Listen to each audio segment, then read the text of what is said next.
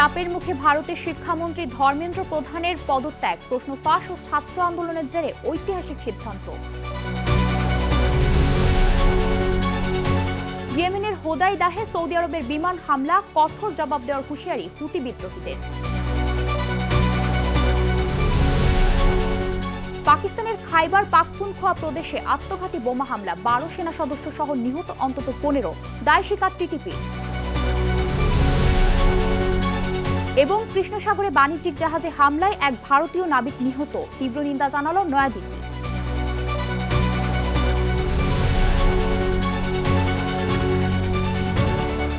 বিশ্বজুড়ে ঘটে যাওয়া দিনের গুরুত্বপূর্ণ ঘটনাবলী নিয়ে আরটিভির নিয়মিত আয়োজন সারাদিনের বিশ্ব। আপনাদের সঙ্গে আছি আমি জেরিনবি।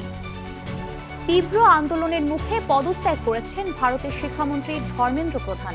শনিবার দুপুরে পদত্যাগ করেন তিনি। শুক্রবার প্রথমবারের মতো ককরোচ জনতা পার্টির প্রতিনিধিদের সঙ্গে বৈঠকে বসে বিজেপি সরকারের প্রতিনিধি দল। তবে 2 দফার বৈঠকেও কোনো সুনির্দিষ্ট ফলাফল আসেনি। এ অবস্থায় শিক্ষামন্ত্রীর পদত্যাগ সহ 3 দফা দাবিতে অনড় অবস্থান ধরে রাখে শিক্ষার্থীরা। চাপের মুখে শনিবার দুপুর পর্যন্ত সময় নিয়েছিল সরকারের প্রতিনিধি দল।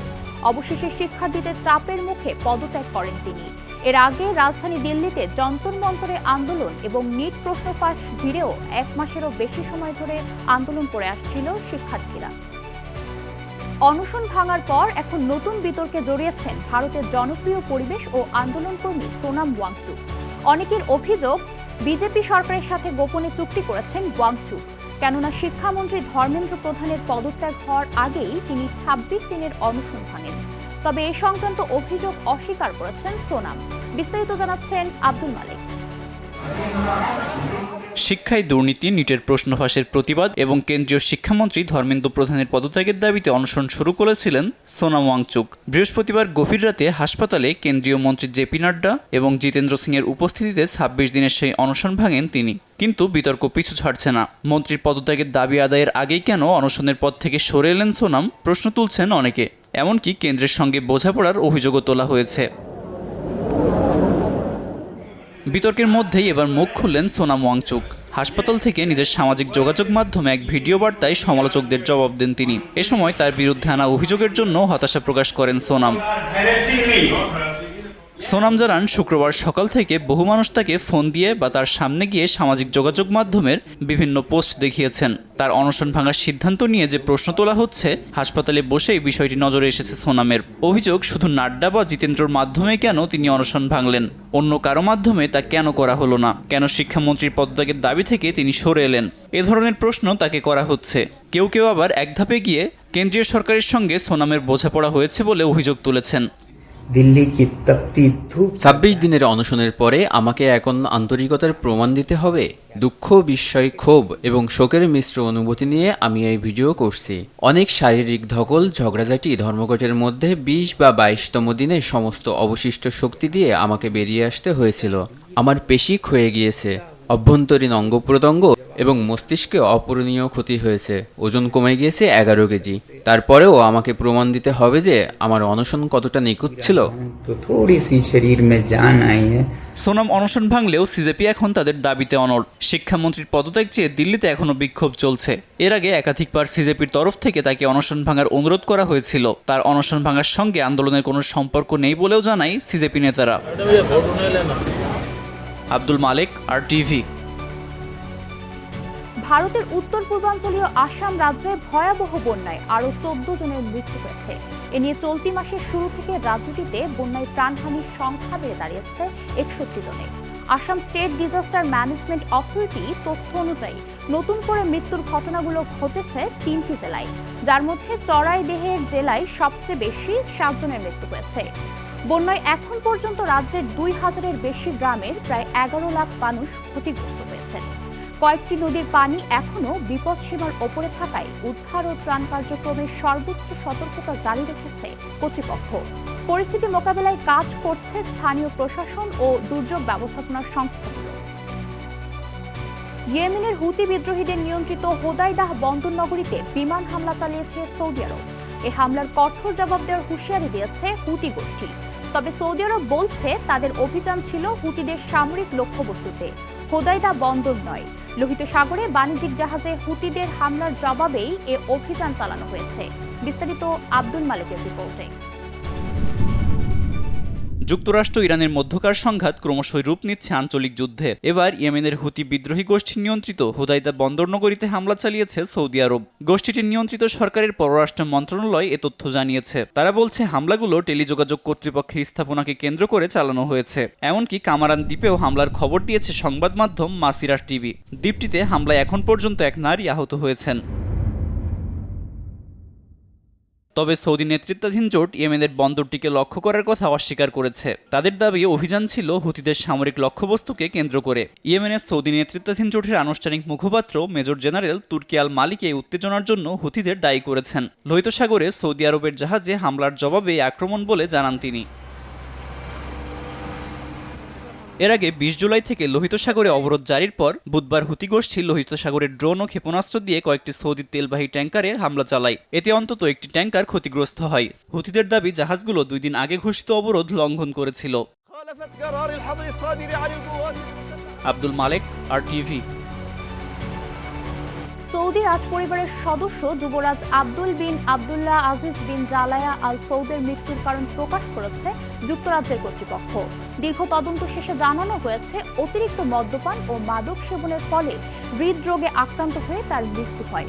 ২০২৫ সালের নভেম্বরে লন্ডনের একটি বিলাসবহুল হোটেল কক্ষের বাথরুম থেকে ২৯ বছর বয়সী এই যুবরাজকে অচেতন অবস্থায় উদ্ধার করা হয়েছিল।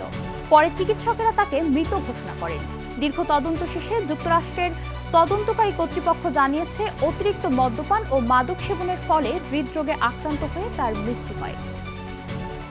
পাকিস্তানের খাইবার পাখতুনখোয়া প্রদেশের আত্মঘাতী বোমা হামলায় ১২ সেনা সদস্য সহ অন্তত ১৫ জন নিহত হয়েছেন। পাকিস্তান সেনাবাহিনী জানিয়েছে আফগান সীমান্তের কাছে ট্যাঙ্ক জেলায় একটি বিস্ফোরক বোঝাই গাড়ি যৌথ নিরাপত্তা চেকপোস্টে আঘাত হানলে এ হামলার ঘটনা ঘটে। নিহতদের মধ্যে রয়েছেন ২ পুলিশ সদস্য ও বন বিভাগের একজন কর্মকর্তা। সেনাবাহিনীর দাবি, হামলাকারীরা প্রথমে চেকপোস্টে প্রবেশের চেষ্টা করলেও ব্যর্থ হয়ে বিস্ফোরক ভর্তি গাড়ি ব্যবহার করে। পরে নিরাপত্তা বাহিনীর সঙ্গে জঙ্গিদের সংঘর্ষ হয়। হামলার দায় স্বীকার করেছে তেহরিক-ই-তালেবান পাকিস্তান। সাম্প্রতিক মাসগুলোতে পাকিস্তানের উত্তর পশ্চিমাঞ্চলে জঙ্গি হামলা উল্লেখযোগ্যভাবে বেড়েছে। ইউক্রেনের রাশিয়ার হামলায় অন্তত ১৫ জন নিহত হয়েছেন। এর মধ্যে রাজধানী কিয়েভের কাছে একটি ড্রোন প্রদর্শনীতে ব্যালিস্টিক ক্ষেপণাস্ত্র হামলায় ১০ জনের মৃত্যু হয়েছে। শুক্রবার সামাজিক যোগাযোগ মাধ্যমে ইউক্রেনের প্রেসিডেন্ট ভলোদিমির জেলেনস্কি জানান, এ হামলায় আরও অন্তত ১০০ জন আহত হয়েছে। অন্যদিকে পূর্ব ও উত্তরাঞ্চলের রুশ হামলায় আরও অন্তত ৫ জন প্রাণ হারিয়েছেন। হামলার বিষয়টি নিশ্চিত করেছে রাশিয়ার প্রতিরক্ষা মন্ত্রণালয়। রাশিয়ার দাবি, সেখানে ড্রোন নির্মাতা প্রতিষ্ঠান, ইউক্রেনের ড্রোন বাহিনী এবং রাশিয়ার ভূখণ্ডে হামলার পরিকল্পনায় যুক্ত নিরাপত্তা সংস্থার প্রতিনিধিরাও উপস্থিত ছিলেন। কৃষ্ণ সাগরে বাণিজ্যিক জাহাজে হামলায় এক ভারতীয় নাবিক নিহত হয়েছেন। ভারতের পররাষ্ট্র মন্ত্রণালয় জানিয়েছে ১৮ জুলাই MV ওমরফি নামের জাহাজটি রাশিয়ার জলসীমার কাছে হামলার শিকার হয়। এ সময় জাহাজে থাকা ১০ নাবিকের মধ্যে ৩ জন ছিলেন ভারতীয়।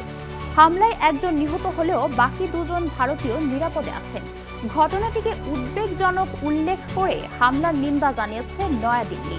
ভারত বলেছে, আন্তর্জাতিক নৌপথ বাণিজ্যিক জাহাজ ও নাবিকদের নিরাপত্তা নিশ্চিত করা জরুরি।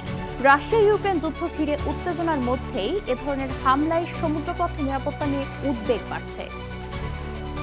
ফ্রান্স ও স্পেনে ভয়াবহ দাবানলে ২,২০,০০০-এর বেশি মানুষকে নিরাপদ স্থানে সরিয়ে নেওয়া হয়েছে। পরিস্থিতি নিয়ন্ত্রণে জরুরি পদক্ষেপ নিয়েছে দুই দেশের সরকার। দক্ষিণ পশ্চিম ফ্রান্সের জিরন্দ ও লদ অঞ্চল থেকেও প্রায় ২ লাখ মানুষকে সরিয়ে নেওয়া হয়েছে বলে জানিয়েছেন কর্তৃপক্ষ। আগুন মোকাবেলায় সেনাবাহিনী মোতায়েন করেছেন প্রেসিডেন্ট এমানুয়েল ম্যাক্রো। এদিকে স্পেনের মাদ্রিদের পশ্চিমাঞ্চলে একাধিক দাবানল একত্রিত হয়ে ভয়াবহ রূপ নিয়েছে। ইতোমধ্যে কয়েক হাজার হেক্টর বনভূমি পুড়ে গেছে। বর্তমানে দেশটিতে জাতীয় জরুরি অবস্থা ঘোষণা করা হয়েছে। তীব্র তাপপ্রবাহ, শুষ্ক আবহাওয়া ও প্রবাল বাতাসে দ্রুত ছড়িয়ে আগুন নিয়ন্ত্রণে হিমশিম খাচ্ছেন দমকল কর্মীরা। আন্তর্জাতিক অপরাধ আদালতের প্রসিকিউটর করিম খান যৌন হয়রানির অভিযোগে আনুষ্ঠানিকভাবে পদ হারিয়েছেন। সদস্য রাষ্ট্রগুলোর ভোটে তাকে অপসারণ করা হয়েছে। তবে করিম খানের আইনজীবীরা এই সিদ্ধান্তকে রাজনৈতিক উদ্দেশ্যে প্রণোদিত বলে দাবি করেছেন। গত বছর ইসরায়েলের প্রধানমন্ত্রী বেনিয়ামিন নেতানিয়াহু ও তৎকালীন প্রতিরক্ষা মন্ত্রী ইয়োভ গ্যালান্টের বিরুদ্ধে গ্রেফতারি পরোয়ানা জারিতে গুরুত্বপূর্ণ ভূমিকা রেখেছিলেন করিম খান। তার বিরুদ্ধে অভিযোগ ওঠার পর গত জুনে তিনি দায়িত্ব থেকে সরে দাঁড়ান। এখন তার দায়িত্ব যৌথভাবে পালন করবেন দুই উপ প্রসিকিউটর। এদিকে নতুন প্রসিকিউটর নির্বাচনের প্রক্রিয়া শুরু হলেও আগামী বছরের আগে ভোট হওয়ার সম্ভাবনা নেই। ভারতীয় নাগরিকদের ভ্রমণ সুবিধায় বড় পরিবর্তন এনেছে 4 দেশ। ইরান, বলিভিয়া, কেপ ভার্দে ও নিকারাগুয়া ভারতীয় পাসপোর্টধারীদের জন্য ভিসা মুক্ত ও অন অ্যারাইভাল ভিসা সুবিধা বাতিল করেছে। নতুন নিয়মে এখন এসব দেশে যেতে আগেই ভিসার আবেদন ও অনুমোদন নিতে হবে। ইরান স্থগিত করেছে ভিসা অব্যাহতি কর্মসূচি। বলিভিয়া চালু করেছে বাধ্যতামূলক ই ভিসা। কেপ ভার্দে 96টি দেশের সঙ্গে ভারতীয় অন অ্যারাইভাল সুবিধাও বন্ধ করেছে। আর নিকারাগুয়া ভারতীয়দের আগাম অভিবাসন অনুমোদনের আওতায় এনেছে।